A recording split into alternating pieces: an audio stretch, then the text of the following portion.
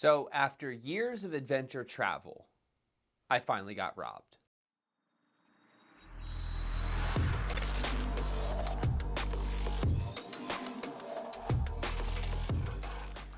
You're probably wondering, let me see here.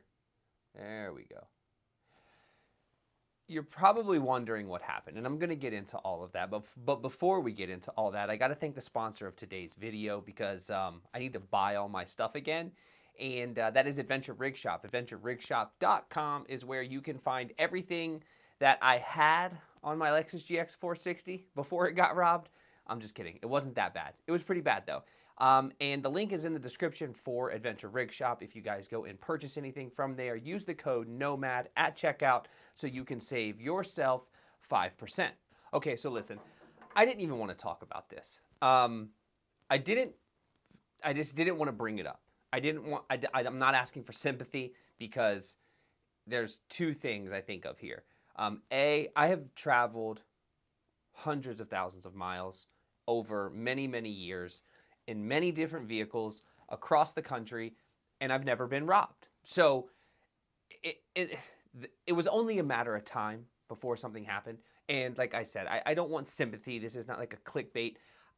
I'm making this video because I stopped doing the things that I used to do to prevent and protect myself from being stolen from. And if you're watching this, then you're probably in some capacity an adventure traveler. And if you're an adventure traveler, you travel with a lot of stuff. And especially if you have a built Overland rig like I do, you have things hanging off your Overland rig. And I just got lazy. At the core of this entire situation was I was uncomfortable in the situation, and I'm going to tell you the story. It'll be brief. I knew that the thing I was doing was putting me in a situation where I could get all of my stuff taken, and I didn't heed like that internal warning that you get when you're traveling or you have that feeling where it's like something's not right. I chose to avoid that, and the only reason I'm making this video is as kind of a reminder to you. If you travel the way that I travel, which if you're watching this, I'm sure you probably do, take care of your stuff. Because it's not even that the stuff that I lost is gone, although that really sucks, and it was a lot of money and a lot of things. I have insurance. You probably have insurance. All of my personal belongings are covered by my homeowner's insurance policy. That's taking a while to sort itself out. But at the end of the day, like I'm not really gonna lose anything.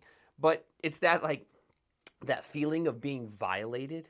Like you come out to your car and you're just like, what the hell, Vegas? you know?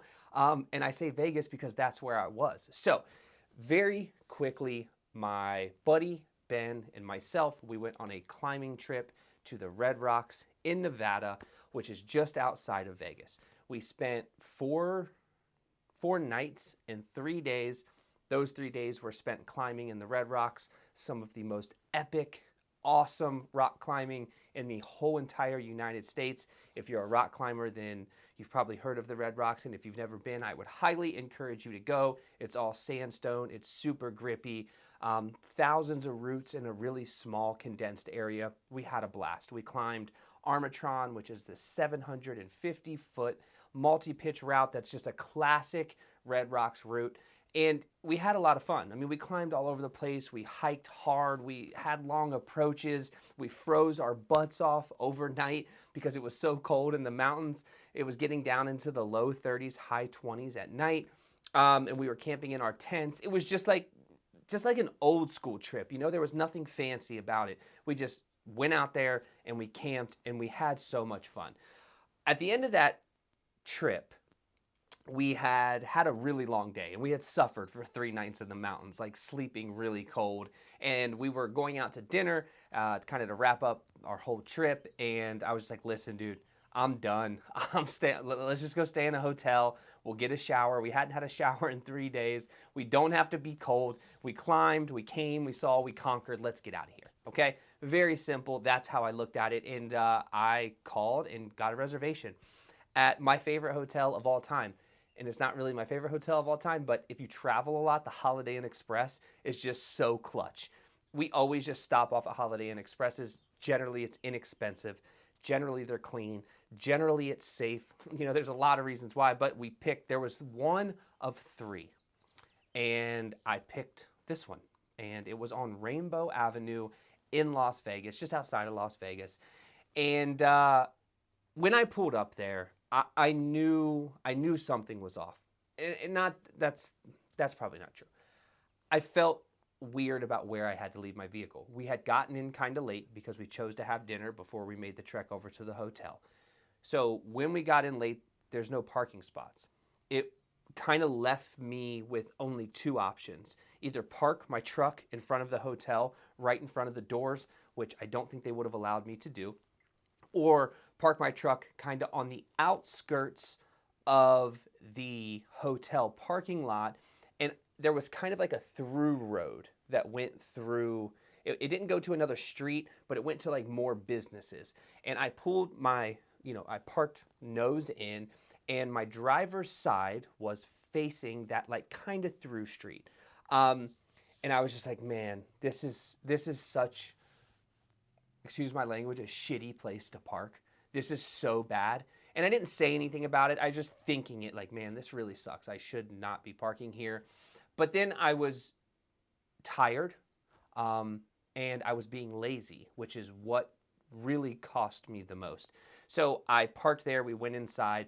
I came out in the morning. I was on the phone, and I started walking over to my truck, and I saw the Roam box on top of my truck was missing. And this is what I said to myself. Literally, I was like, effing Vegas. Like, get me out of here. Freaking Vegas. I could not see the driver's side yet. So I just assumed they stole my Roam box. In my Roam box, if you guys did not watch my video prior to me leaving for that trip, kind of like what I was taking, I will link that up in one of these corners, and you can take a look at that. But I had my sleeping pad, which was an X-Ped. I had my REI tent. I had my Rumple blanket was in my Roam box, plus my Roam box. The Roam box, not inexpensive. So all in all my like camping stuff that I camp with that I need is gone. The Roam box is gone. But I was like, okay, whatever. Like, that sucks. Not a huge deal. I can order another one. Like, it's not a problem. I wasn't like super pissed about that, because it's like, okay, if that's the worst that happened. Well, I walked around the front or the rear of my car to kind of look and see if they had taken anything else. Both of my driver and my driver rear windows were completely smashed out. And I was just like, oh no. And then I started going through the Rolodex of the items that I was too lazy to take into the hotel that night. And it was thousands and thousands of dollars of climbing gear, thousands of dollars of camping gear, thousands of dollars of camera gear. And honestly, it was because I was lazy. I kind of deserve it. It is what it is, right? I can't take it back.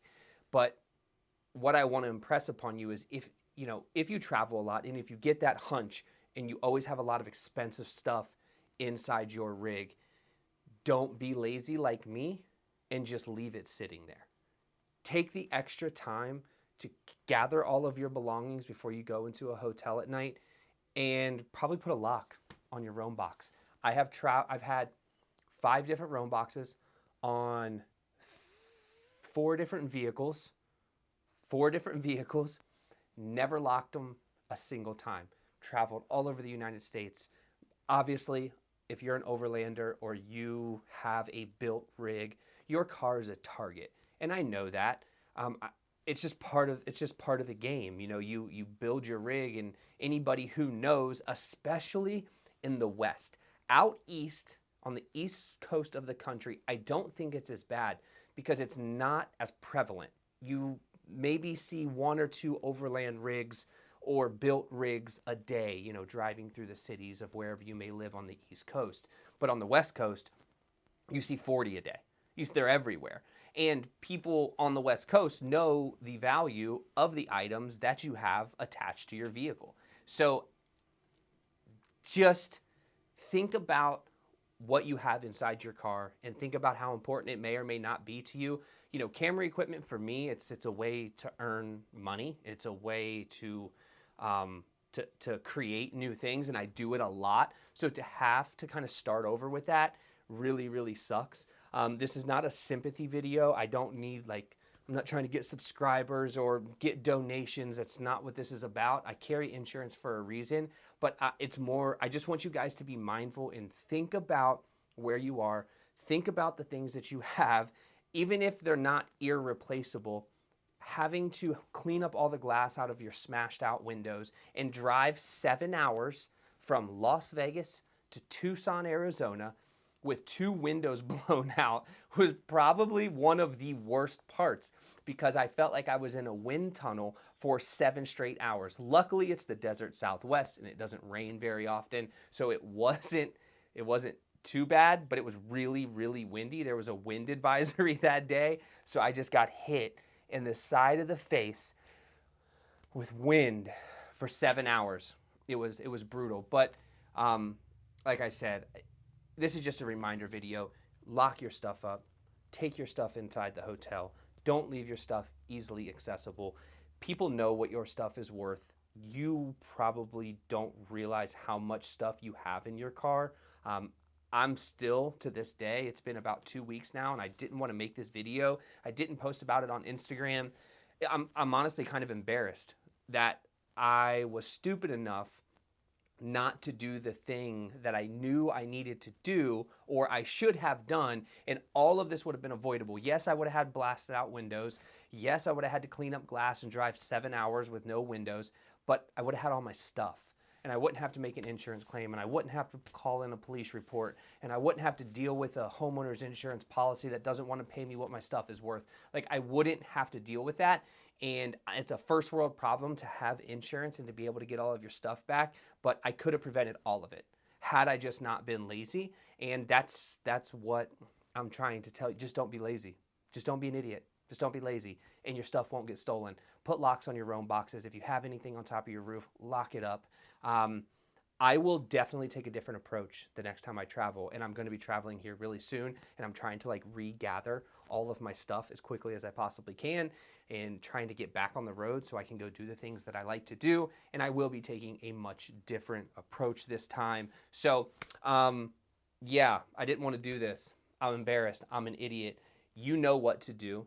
You know how to avoid getting robbed. I know how to avoid getting robbed. I've been doing it long enough, but I just got lazy. I'm not going to say I deserved it, but, don't be stupid and your stuff won't get stolen. So that's my tidbit of information for you today.